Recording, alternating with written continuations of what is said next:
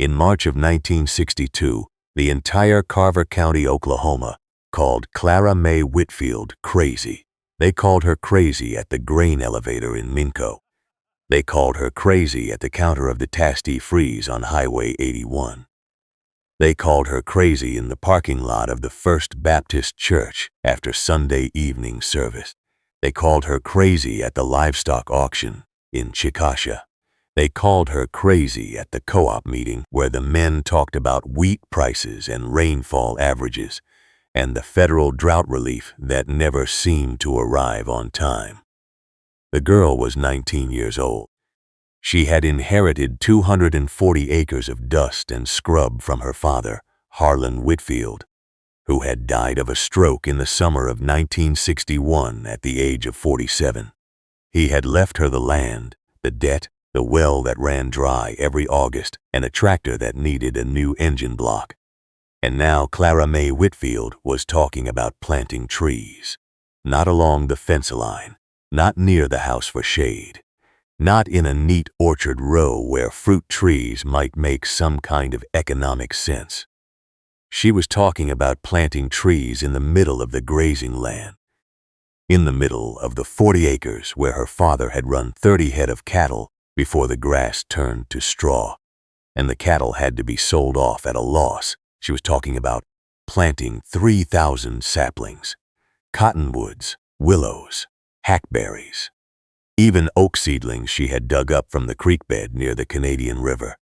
She was going to irrigate them with water carried in old motor oil drums. She was going to protect them with fencing made from barbed wire her father had salvaged from the fence lines back in 1954. The men of Carver County had one word for it: grief. The girl was grieving. Harlan Whitfield had been a hard man but a respected one. He had kept his land through the dust storms of the 30s, through the war years when every able-bodied man left for the factories, through the droughts of the 50s that had driven half the county to sell out and move to California. And now his daughter was planting trees where cattle should graze, trees that would take 20 years to mature, trees that would drink water the grass needed, trees that would shade the pasture and make it useless for grazing. The county called her crazy for 3 months. Then they called her crazy for 6 more years. They stopped calling her crazy in the summer of 1968, when the worst drought in 40 years turned the Great Plains into a furnace, when the wheat crop failed across 3 states, when the Canadian River ran so low that cattle walked across the mud flats where catfish had once spawned, and when somebody noticed something.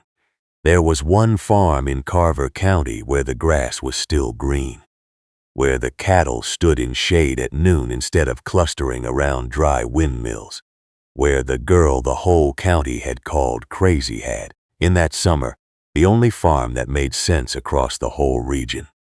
Let me take you back 6 years. Let me show you what she planted. Let me show you who called her crazy in the spring of 1961. Before the stroke took him, Harlan Whitfield had sat on the porch of the farmhouse and looked out at his land and told his daughter something she would never forget. The land was dying, not all at once, not in a single season like the Dust Bowl years his own father had survived, but slowly, year by year. The grass grew shorter, the wells ran shallower, the wind carried away more topsoil every time a dry front moved through. Harlan had watched the neighbors sell out one by one. The Henderson place to the east, 400 acres that had been in the family since the land run, sold to a corporation from Tulsa that planted it in winter wheat and mined the groundwater with electric pumps that ran day and night. The McAllister place to the south, 300 acres of good bottomland, sold to a developer who talked about a lake and a housing development that never materialized, leaving the land scarred with survey stakes and erosion gullies. Harlan Whitfield had refused to sell. He had worked the land himself, hiring help only at harvest, patching the tractor with parts from the junkyard, running the well pump with a windmill that squealed in every breeze. But in his last summer, sitting on the porch with his daughter, he had admitted what he saw. The land was becoming desert. Not the dramatic desert of the Sahara, with dunes and mirages. The quiet desert of the American plains, where the grass thinned and the mesquite advanced, and the wind found nothing to hold it back. He told Clara Mae that the only thing that could save the land was what the land had lost: trees. Deep-rooted trees that could find water the grass could not reach. Trees that broke the wind and held the soil and dropped leaves that became mulch, that became soil again.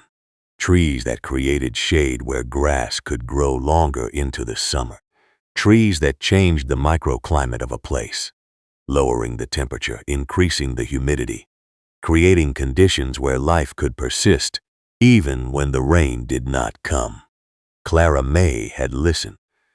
She was 18 then, just graduated from Chickasha High School, where she had been a good student in biology and a poor student in everything else, because her mind wandered to the land and the problems of the land, while the teachers talked about algebra and British literature.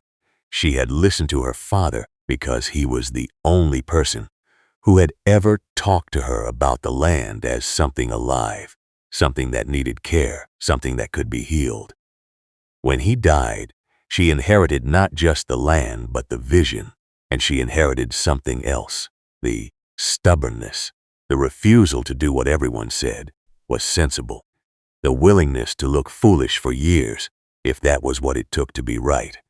The first person to call her crazy was Vernon Dobbs, the man who ran the grain elevator in Minco. Clara Mae came to him in late February of 1962, before the planting season began, and asked if he knew where she could buy tree seedlings.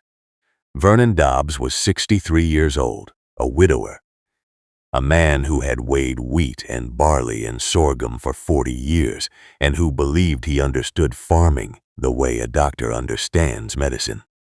He looked at the girl standing in his office, 5'3" in her father's old canvas coat, her brown hair pulled back in a ponytail, her hands already rough from winter chores, and he laughed, not a cruel laugh, a laugh of genuine incomprehension. He asked her what kind of trees. She told him. Cottonwoods, willows, hackberries, oaks. He asked her where she was going to plant them. She told him. In the South 40, the grazing land. He stopped laughing.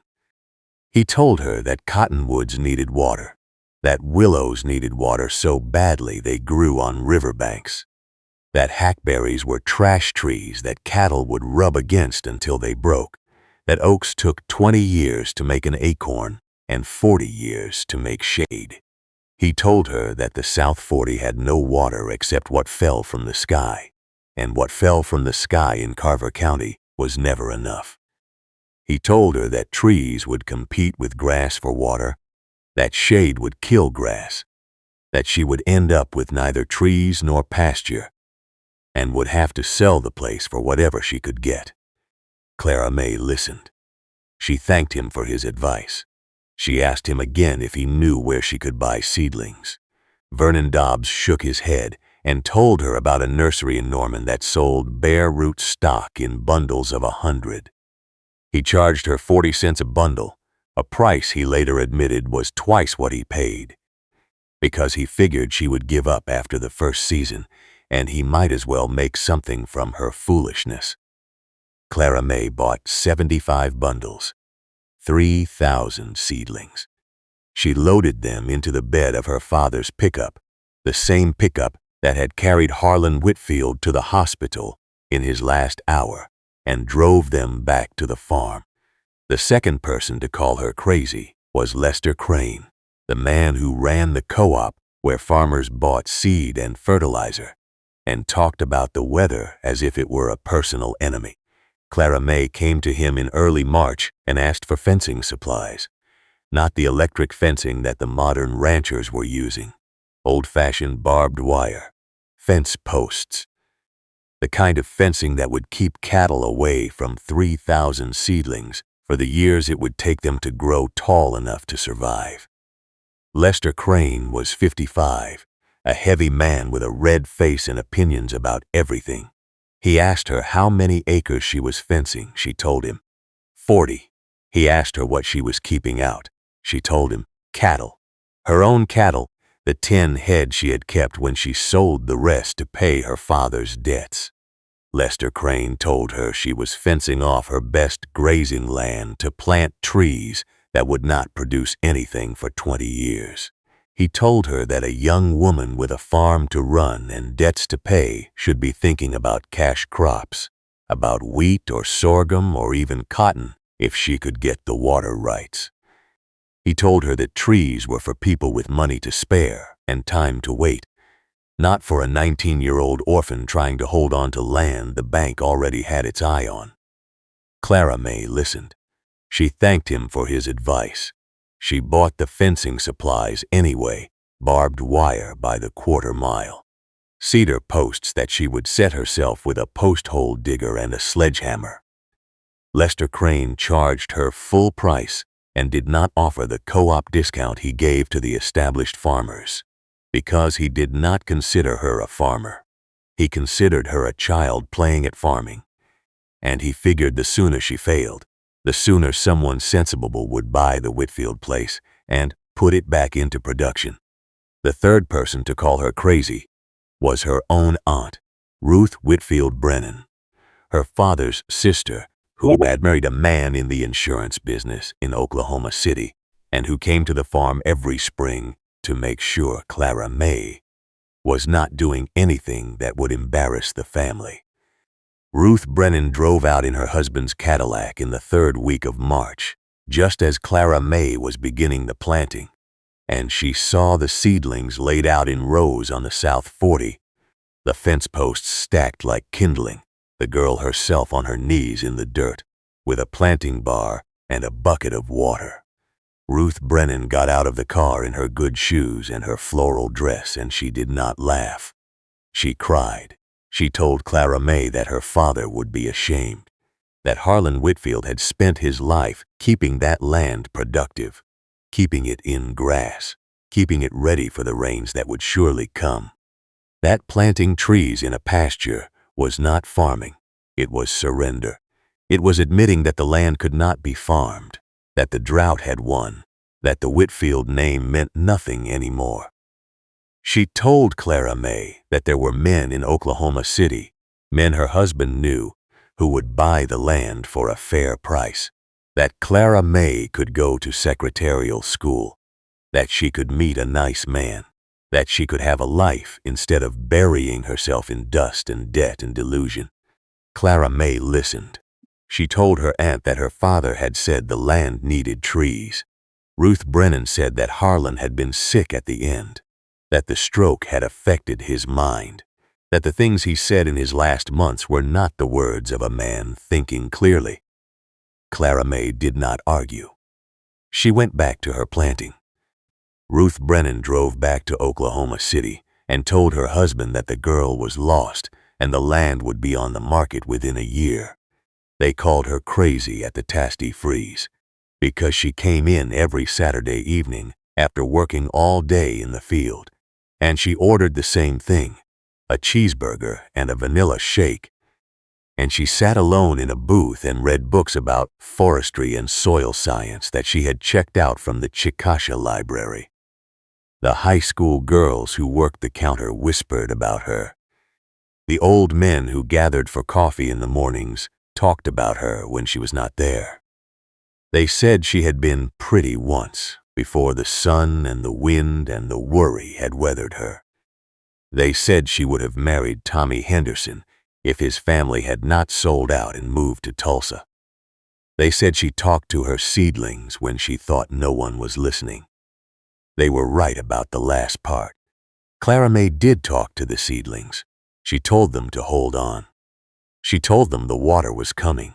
She told them to send their roots deep, deeper than the grass, deeper than the mesquite, deep enough to find the water that ran in veins through the Oklahoma bedrock. She did not know if they could hear her.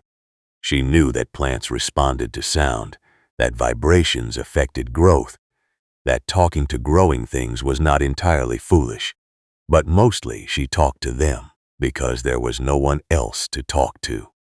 The cattle she had kept were not companions, they were obligations. 10 head of Hereford crossbreeds that she fed with hay she bought at winter prices and that she watered from the well that ran lower every summer. She talked to the seedlings because they were the future she was trying to build, and in the silence of the South 40, with the wind moving through the grass and the fence wire singing in the gusts, they were the only things that listened. The planting took 6 weeks. 3,000 seedlings, each one placed in a hole dug with the planting bar, each one watered from buckets carried in the back of the pickup. Clara Mae developed a system. She filled 55-gallon drums with water from the well and loaded them onto the truck bed. She drove to the section she was working, used a siphon hose to fill 5-gallon buckets, and carried 2 buckets at a time to the seedlings. Each seedling got a gallon of water at planting. Each seedling got another gallon a week later. Then she moved to the next section and started again. The well ran dry in late April, as it always did, and she had to haul water from the creek 2 miles away. The creek was low, a trickle through mud that smelled of decay, but it was water, and water was life, and she carried it in drums that had held motor oil and gasoline, and that she scrubbed with lye soap until they were clean enough to hold water without poisoning the roots. She planted in rows that followed the contour of the land, not straight lines that would channel water downhill and cause erosion, but curves that held the water, that let it sink in, that followed the natural shape of the slope. She had read about contour planting in a government pamphlet from the Soil Conservation Service. She had read about windbreaks and shelter belts and the prairie restoration projects that the Forest Service was experimenting with in Nebraska. She had read about the Civilian Conservation Corps, the young men who had planted trees across the Dust Bowl in the 1930s, trees that had grown into forests where deer now bedded and turkey now roosted. She was doing what they had done. She was doing it alone. She was doing it without government pay or government direction. She was doing it because her father had told her the land needed it, and she had decided that her father's last words were worth more than the opinions of everyone in Carver County. The first summer was hard. The seedlings were small, vulnerable, no match for the Oklahoma sun that burned from June through September, with temperatures that reached 105. Clara Mae made shade structures from burlap sacks, draping them over stakes to protect the youngest plants from the worst of the afternoon heat. She carried water every day, morning and evening, 2 miles from the creek, filling the drums, filling the buckets, walking the rows with a rhythm that became meditation. Her hands blistered and caulloused. Her shoulders ached from the weight of the buckets. Her back bent under the load until she learned to carry it differently, to let her legs do the work, to move with the water instead of against it. She lost 400 seedlings that first summer. Drought, heat, rabbits that chewed the tender bark, grasshoppers that stripped the leaves. She replanted in the fall using acorns she had gathered from the few surviving oaks along the Canadian River, using willow cuttings she had rooted in jars of creek water on her kitchen windowsill. The second summer was harder. The creek dried up completely in July. She had to haul water from the well in Minco, paying 5 cents a gallon at the city pump, loading the drums at dawn, and driving back to the farm before the heat made the water too warm for the roots. She sold 2 of her cattle to pay for the water. She sold her mother's silverware, the good set that had been a wedding gift from the Hendersons back in 1935. She ate beans and cornbread and whatever she could grow in the kitchen garden. She did not go to church anymore because she could not spare the time on Sunday mornings when the temperature was lowest. and the seedlings needed water most. The congregation talked about her. They said she had turned her back on God. They said that if she had faith, the rains would come. They said that planting trees was vanity, that it was trying to be God, that it was claiming to know better than the Creator what the land needed. Clara Mae heard about it from the one person who still spoke to her, an old woman named Esther Mordecai, who lived in a shack on the edge of town and who came to the farm once a month to buy eggs. Esther Mordecai was 78 years old, a Cherokee woman who had been born in the territory before Oklahoma became a state, who had survived the Dust Bowl by following the old ways, who had never trusted the plow or the tractor, or any of the machines that white farmers used to tear up the prairie. She came to Clara Mae's farm in a wagon pulled by a mule named Joseph, and she sat on the porch and watched Clara Mae work. And she did not call her crazy. She called her patient. She told Clara Mae that the trees knew what to do, that they had been growing on this land for 10,000 years, before the cattle came, before the wheat came, before the white men came with their fences and their wells and their belief that the land existed to serve them. She told Clara Mae that the cottonwood would find water if there was water to find, that the willow would send roots along the underground streams that the old people had known about, that the oak would outlive every critic, every drought, every human scheme to control what could not be controlled. She told Clara Mae to keep planting, to keep watering, to trust the trees more than she trusted the rain. Clara Mae listened. Esther Mordecai became the only person whose advice she sought, the only voice that did not mock her, the only presence that made the loneliness bearable. They did not talk much. They sat on the porch and watched the sun set over the South 40, and sometimes Esther would point to a seedling that was struggling and say, "That one will make it," or she would point to one that looked healthy and say, "That one will die." She was right more often than wrong. Clara Mae learned to read the trees the way Esther read them, to see the signs of stress before the leaves yellowed, to feel the difference between a root that had found water and a root that was searching in dry soil. The third year, something changed. Not dramatically, not in a way that anyone in Carver County would have noticed.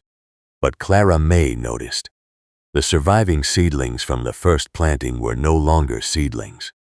They were saplings, 2 feet tall, with bark forming on their trunks and root systems that had found something the grass could not reach. The cottonwoods were the first to show it. Their leaves stayed green into August, when everything else had turned the color of straw. The willows, planted in the lowest part of the South 40, where water collected in spring, had grown into bushes that held moisture in their shade. The hackberries, those trash trees that Lester Crane had dismissed, were thriving in the poor soil, their roots breaking up the hard pan that had formed under years of overgrazing. The oaks were slowest, as oaks always are, but even they showed new growth, leaves that were darker and thicker than the first year's tentative offerings.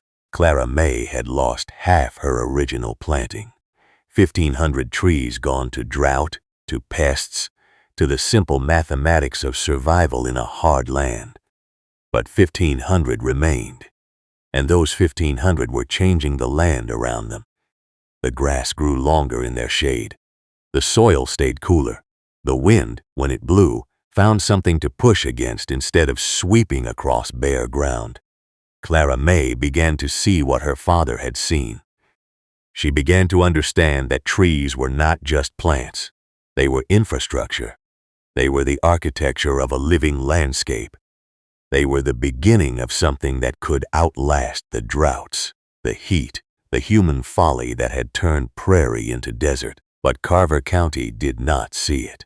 The 4th year, Vernon Dobbs came out to the farm, not to mock her this time, to make an offer. A developer from Oklahoma City was buying land along the Canadian River for a reservoir project. The Whitfield place was not on the river, but it was close enough that the developer's agents were interested in anything with water rights.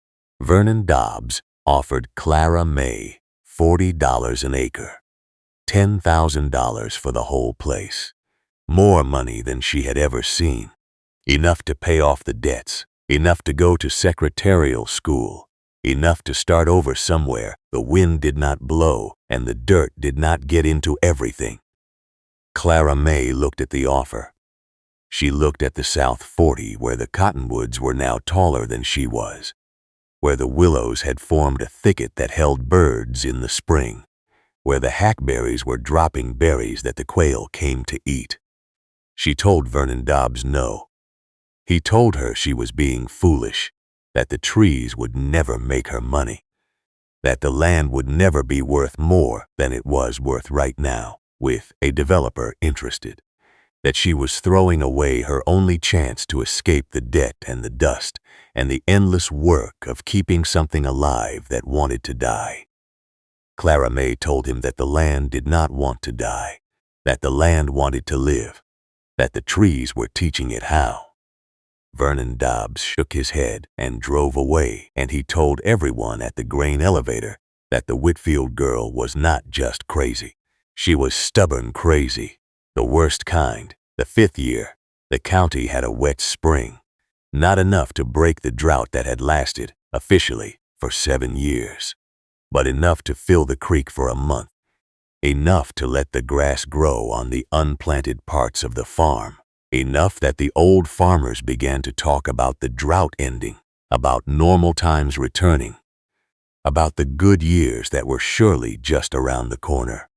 They talked about it at the co-op, at the auction, at the church suppers where Clara Mae was no longer invited because she had stopped coming and because her absence had become a subject of gossip.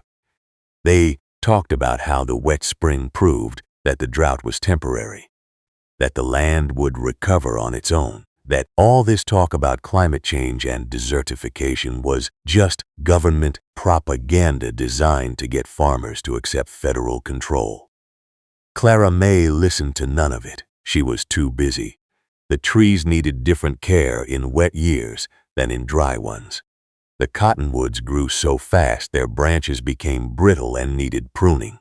The willows spread by root suckers, sending up new shoots that threatened to take over the whole South 40 if she did not control them. The hackberries, those trash trees, were producing so many berries that the birds were coming in flocks. And where the birds came, the hawks came. And where the hawks came, the rodent population that had been eating her garden dropped to manageable levels. She was creating an ecosystem. She was not just planting trees. She was planting relationships between roots and fungi, between insects and birds, between shade and grass, between life and the conditions that allowed life to persist. It was more complex than anything she had learned in school. It was more satisfying than anything she had imagined when she started. But the wet spring was a tease. The summer that followed was the driest in 5 years. The creek dried up in June. The grass that had grown so hopefully in April turned to tinder. By August, the wheat crop failed across the county. The federal drought relief checks arrived late, as they always did, and they were smaller than promised, as they always were. And in that summer, the 5th summer of Clara Mae's project, something happened that should have ended everything. Fire. A lightning strike on the 4th of July, dry thunderstorm, no rain, just electricity looking for ground. It found the South 40, or rather, it found the grass on the edge of the South 40, the unplanted land where the dry grass stood 3 feet tall and burned like gasoline. The fire moved fast. Clara Mae saw it from the farmhouse, a line of orange against the brown horizon, and she ran. She ran with shovels and blankets, and a prayer she did not know she knew. She beat at the flames where they reached the fence line. She threw dirt on the sparks that jumped the wire. She burned her hands and her arms and her face, and she did not stop until the fire had passed, until the blackened ground smoked in the evening light, until she could walk the edge of her trees and see what had survived. The fire had burned to the fence. It had charred the lower branches of the outermost cottonwoods. It had killed a dozen willows that were too young to survive the heat. But it had not crossed into the heart of the South 40. The trees had stopped it. Their shade had kept the grass green enough to resist. Their leaves had held moisture that the flames could not overcome. The fire had burned around them, not through them. And where the fire had burned, Clara Mae saw something that made her weep. The grass was already sending up new shoots, green against the black, life against death. The land healing itself because the trees had made it possible. She told no one about the fire. She treated her burns with aloe from the kitchen garden and let them heal in their own time. She replanted the willows from cuttings she took from the survivors. She walked the blackened edge of her land every morning, watching the green return, and she knew something that no one in Carver County knew. The trees were not just surviving. They were protecting. They were creating a zone of safety in a landscape of danger. They were doing what her father had said they would do. And she was doing what her father had hoped she would do. She was staying. She was believing. She was building something that would outlast the mockery and the doubt and the offers to buy her out. The sixth year, 1968, began like the others. Dry winter, dry spring. The creek never ran at all. The well in Minco raised its price to 7 cents a gallon. The federal government declared Carver County a disaster area for the third time in a decade. The farmers talked about selling out. The young people talked about moving to Dallas, to Houston, to anywhere the rain still fell. Clara Mae talked to no one. She had stopped going to town except for necessities. She had stopped reading the newspaper because it was always the same story of drought and failure and government promises that never materialized. She had stopped hoping for rain and started depending on the trees. The cottonwoods were now 15 feet tall, their canopies spreading across the South 40 in a way that broke the wind and held the moisture that rose from the soil at night. The willows had formed a dense thicket along the lowest part of the land, a thicket so thick that cattle could not penetrate it, a thicket that held water like a sponge, even when the surface soil was dust. The hackberries were producing berries by the bushel, feeding birds that fed hawks that controlled rodents that would have eaten the roots. The oaks, slowest of all, were finally showing what oaks could do. Their roots had found the deep water, the ancient water that ran in channels through the bedrock, water that grass could never reach, water that made them green when everything else was brown. Clara Mae had stopped carrying water in buckets. The trees no longer needed her. They had found their own sources. They had become what she had planted them to be, self-sustaining, independent, alive. And then came July. The hottest July in Oklahoma history, the Weather Service would later say. Temperatures over 110 for 11 consecutive days. The wheat crop, what little there was, turned to ash in the fields. The cattle, what few remained on the farms that had not already sold out, died in the pastures, their bodies bloating in the sun before anyone could bury them. The Canadian River dried up completely, the first time in recorded history. The wind blew day and night, carrying dust that turned the sky red, that filled lungs, that buried fence posts and covered roads. Carver County became what the Dust Bowl counties had been in the 1930s, a landscape of death, a place where the land itself seemed to have given up. The federal government sent relief workers. The Red Cross set up stations in Chickasha. The churches organized prayer meetings that no one attended because it was too hot to go outside and because everyone had stopped believing that prayers made any difference. But someone noticed something. One of the relief workers, a young man from Chicago, who had never been to Oklahoma before, who had never seen drought like this, who had been sent by some government program to document the disaster. He was driving the back roads, taking photographs for a report that would be filed and forgotten, when he saw something that made him stop his car. Green in the middle of the brown. Trees in the middle of the dust. Shade in the middle of the blazing sun. He drove closer. He saw a farm where the grass was still growing, where cattle stood in the shade of cottonwoods that rose like green towers from the burned landscape, where a young woman, brown and weathered, and wearing her father's old canvas coat, walked among the trees with a bucket that she no longer needed to fill because the trees had found their own water. He took his photographs, he wrote his report, and he told someone. Who told someone else? Who told the newspaper in Oklahoma City? Who sent a reporter?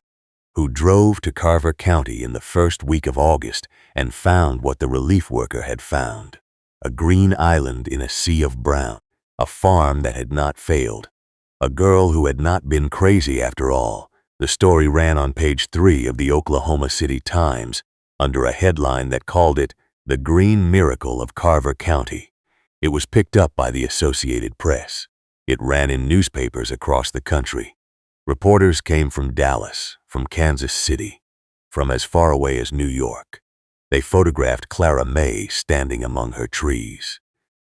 They interviewed Vernon Dobbs, who admitted that he had been wrong, that the girl had known something he did not, that he had sold her seedlings at twice their worth and felt ashamed every time he thought about it. They interviewed Lester Crane, who said that he had always known there was something special about the Whitfield girl, a statement that no one who had heard him in 1962 believed for a moment. They interviewed Ruth Brennan, who said she had supported her niece from the beginning, a claim that made Clara Mae laugh for the first time in years. They tried to interview Esther Mordecai, but she had died in the spring of 1967, quietly, in her shack with the mule Joseph standing outside, and Clara Mae had buried her on the edge of the South 40 under a hackberry tree that was already producing berries.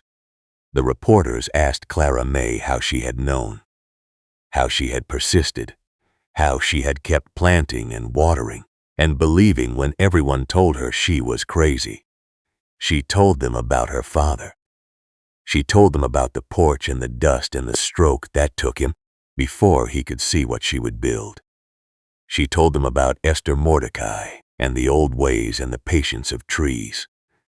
She told them that she had not known, that she had only believed. That belief was not the same as knowledge, that it was something deeper, something that came from love rather than certainty, something that allowed you to keep working when the outcome was not guaranteed. The story made Clara Mae famous, briefly.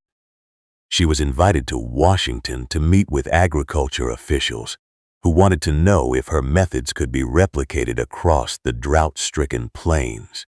She told them they could not, that what she had done was specific to her land, her trees, her patience, that government programs could not plant belief, that bureaucrats could not carry water in buckets for 6 years, that the lesson of her farm was not a technique to be copied, but a truth to be understood. The land could heal, but only if someone loved it enough to wait. The officials nodded and filed their reports and forgot about her as soon as the next crisis emerged. Clara Mae went back to Carver County. She went back to her trees. She went back to the work that had never stopped and would not stop as long as she lived. The county stopped calling her crazy. They did not start calling her wise. They called her lucky.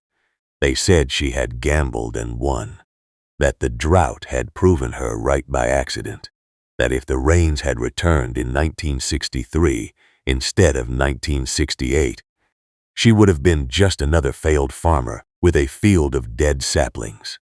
Clara Mae heard them. She did not argue. She knew that luck had nothing to do with it. She knew that the trees had survived because she had planted the right trees in the right places. because she had watered them until they could water themselves, because she had created the conditions for life to persist even when the conditions for life seemed to have disappeared. She knew that the drought of 1968 had not made her right. It had simply revealed what was already true. The land was healing. The trees were growing. The future she had planted was arriving on schedule, not because of luck, but because of work. In the years that followed, the rains did return, not every year, not enough to make Carver County what it had been before the droughts began, but enough. Enough to fill the creek again, enough to let the grass grow on the unplanted land, enough that some of the farmers who had sold out came back, bought new land, tried again. They came to Clara Mae for advice. They asked her what to plant, where to plant, how to wait. She told them what Esther Mordecai had told her, that the land knew what it needed, that the trees knew where the water was, that the only thing human beings could do was listen and plant and wait and trust that the slow work of years would be rewarded by the slow growth of trees. Some of them listened. Some of them planted windbreaks and shelter belts and contour rows of cottonwood and willow. Some of them gave up after the first dry summer and sold out again. Clara Mae did not judge them. She had learned that everyone walked their own path through the drought, that some people could wait and some could not, that the land accepted all comers but rewarded only those who stayed. By 1975, the South 40 was a forest. Not a wild forest, not the kind that had covered Oklahoma before the settlers came, but a working forest, a managed landscape, a place where cattle grazed between the trees in summer and sheltered under them in winter. The cottonwoods were 40 feet tall, their leaves rustling in the wind like applause. The willows had formed a wetland along the lowest ground, a place where frogs sang in spring and ducks landed in fall. The hackberries fed flocks of cedar waxwings. The oaks, slowest of all, were finally producing acorns that the deer came to eat. Clara Mae had added pecan trees, walnut trees, fruit trees that she grafted herself from scion wood she collected from old orchards. She had built a pond in the wettest part of the land, a pond that stayed full even in dry years, because the trees around it held the water, because their roots created channels in the soil that directed groundwater to the surface. She had created something that no one in Carver County had imagined possible, a farm that produced not just cattle or wheat, but shade and shelter and habitat and beauty, a farm that worked with the land instead of against it, a farm that would outlast her, that would outlast everyone who had called her crazy, that would stand as proof that the hardest thing a person can do is also the most necessary, to believe in something that no one else can see, to work for a future that may not arrive in your lifetime, to plant trees that you will never sit under, knowing that someone will. Clara Mae Whitfield never married. She said she was married to the land, and the land was enough. She never left Carver County except for the trip to Washington and occasional visits to the library in Chickasha. She lived in her father's farmhouse until it grew too old to repair, and then she built a smaller house from timber. She milled from her own trees, a house with windows that looked out on the South 40, that framed the cottonwoods against the Oklahoma sky. She died in 1998 at the age of 55 of a heart attack, the same thing that had taken her father.